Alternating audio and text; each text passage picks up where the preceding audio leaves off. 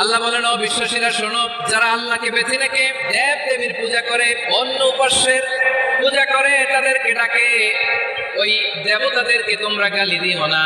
যদি ওই দেবতাদেরকে গালি দাও, তাহলে ভুলবশত, শত্রুতাবশত তারা তোমাদের রব আল্লাহকে গালি দেবে, ঠিক কি না?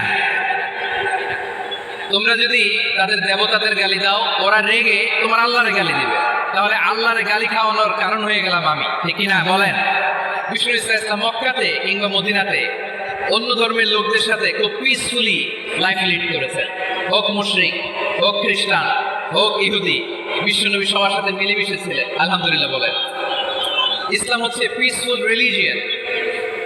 অন্য ধর্মের প্রতি সহনশীলতার সবক ইসলাম আমাদেরকে দেয়। কিন্তু প্রতিটি মুসলিমের এটা মনে রাখতে হবে, আল্লাহর কাছে পছন্দনীয়, গ্রহণযোগ্য ধর্ম